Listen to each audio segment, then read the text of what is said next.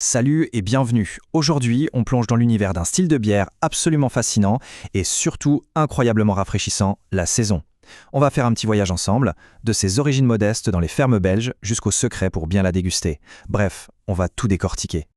Alors voilà notre feuille de route. D'abord, on va comprendre son rôle de bière de provision. Ensuite, direction les fermes wallonnes pour voir où tout a commencé. Après ça, on va regarder ce qu'il y a dedans et pourquoi la levure est si cruciale. Puis, on analysera son profil si particulier, sec et pétillant, et on terminera bien sûr avec la meilleure partie, comment l'apprécier à sa juste valeur. C'est parti! Allez, on commence par le commencement. Pour vraiment saisir l'essence de la saison, il faut comprendre un truc. À la base, ce n'est pas une bière qui est née d'une envie de créer un nouveau goût. Non. C'était avant tout une solution super pratique à un problème bien réel. Il faut s'imaginer l'époque. Pas de frigo.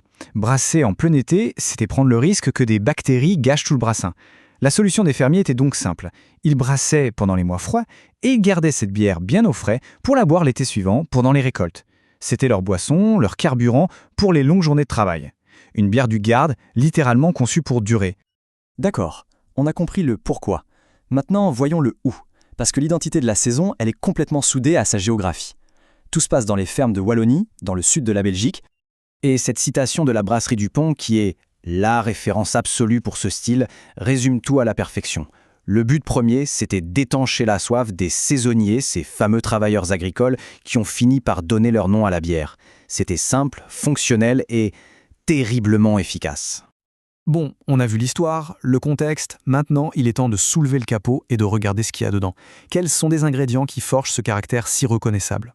Alors, la base, c'est souvent du malt pils, assez classique. Mais le petit truc en plus, ce qui lui donne son côté rustique, terroir, c'est l'ajout d'autres céréales, comme le blé ou l'épeautre. Côté houblon, on cherche des notes terreuses, florales, épicées, mais jamais une amertume agressive comme dans une IPA. C'est une recette qui a l'air simple, mais qui est pleine de nuances. Mais s'il y a une chose à retenir, c'est ça.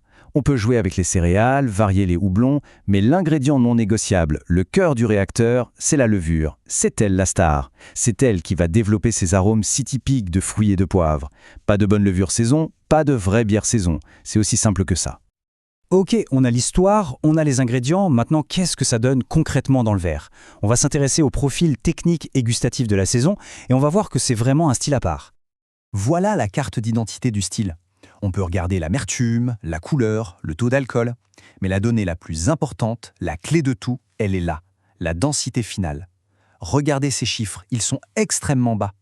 Et c'est ça qui va tout expliquer sur la sensation en bouche.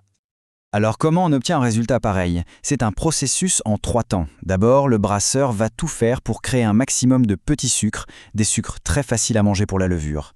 Ensuite, la levure saison, qui est une vraie gloutonne, entre en scène et elle dévore quasiment tout sur son passage.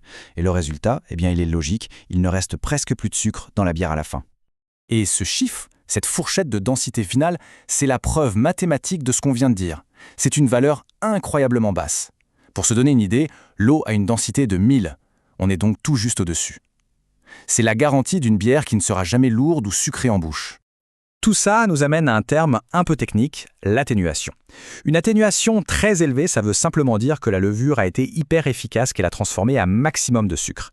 Et la conséquence directe de ça, c'est inévitable, on obtient un final très très sec. Et là, il se passe un phénomène super intéressant, une sorte de petite illusion sensorielle. Sur le papier, l'amertume est modérée. Mais comme il n'y a pas de sucre pour venir l'équilibrer, la contrebalancer, notre palais l'aperçoit comme étant plus intense, plus nette.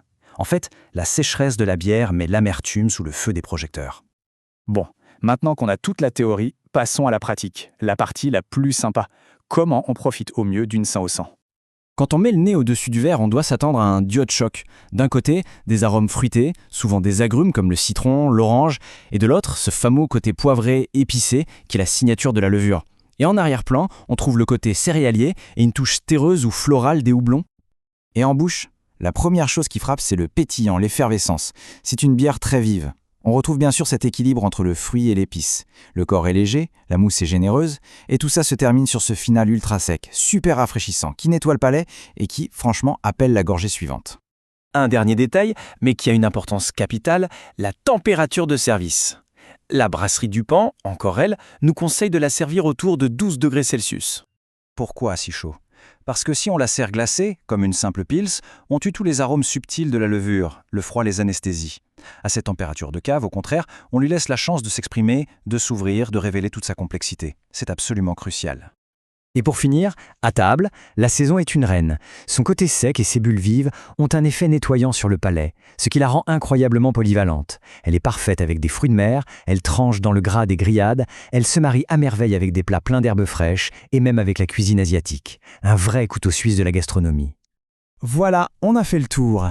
La saison, c'est bien plus qu'une bière. C'est un morceau d'histoire, une démonstration du pouvoir de la levure et une expérience de dégustation vraiment unique. Maintenant, la question se pose, quelle sera la prochaine saison à être découverte ou redécouverte? Santé ?